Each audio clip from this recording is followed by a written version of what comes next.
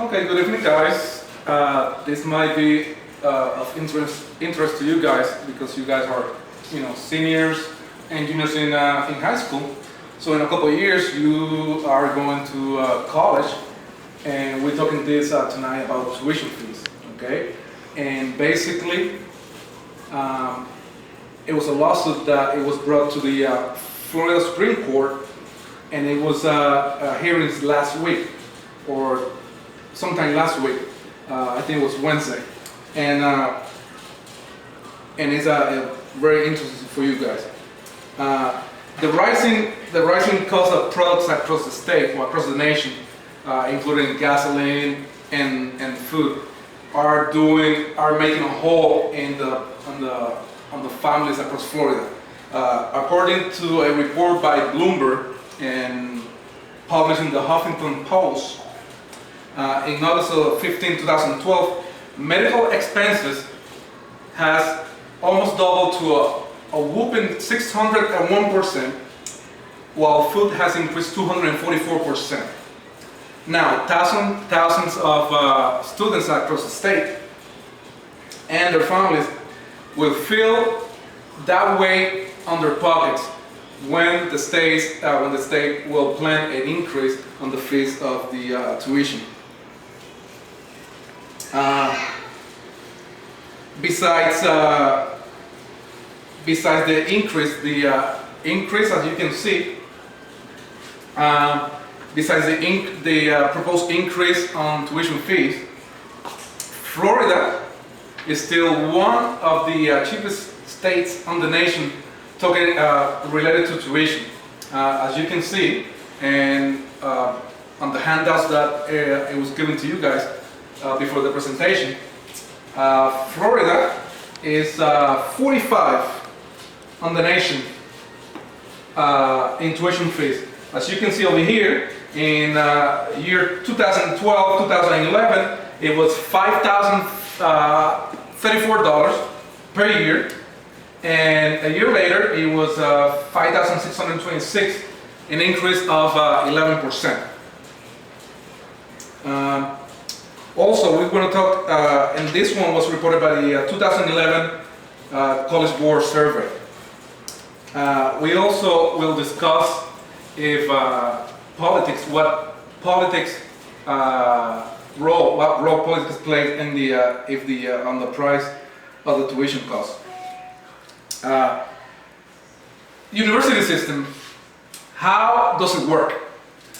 The Board of Governors is an institution or a group of people who control the university system. It was created in 2002 by a constitutional amendment. Okay? But after that happens, the people who really control the tuition fees for the colleges is the legislature, or the people who make laws on the House of Representatives and the Senate in the Florida State House. Now, a couple years in 2007, Bob Graham, who used to be the governor and later a U.S. Senator for the state of Florida, brought a lawsuit contending that it wasn't the legislature the ones responsible to increase those fees, that should be part of the Board of Governors, and that's what the hearings are about in the Florida Supreme Court. Now, one of the questions of the on the hearings was, why wasn't specifically the tuition fees increase placed on the amendment? And the answer from the lawyers from the Graham group was, if they were to put every little thing, every little details, it would be too much to cover. It had to be covered about tuition, about professors' salaries, how to manage this, how to manage that. So they said, well, we're going to put this into the hands of the Board of Governors, but people, as the law happens, interpret the law in different ways. Now, what was the resolution of all this?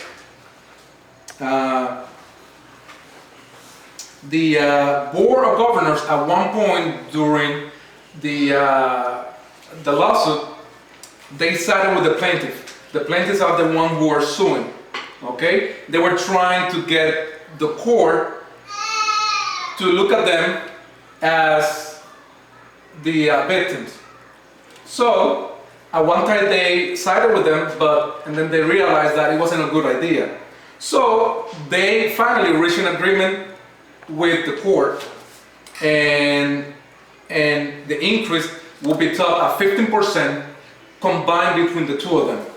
So in conclusion, even though tuition fees are going up, we still have one of the lowest states rates on the nation, like we talked before. As you can see, this is the average on the nation, and this is Florida right here, 8,200 and 5,600. Additional to this, we have the Florida prepaid tuition, and in which future tuition fees can be locked at current rates, avoiding paying more for the education in the year to come. Thank you very much for your time.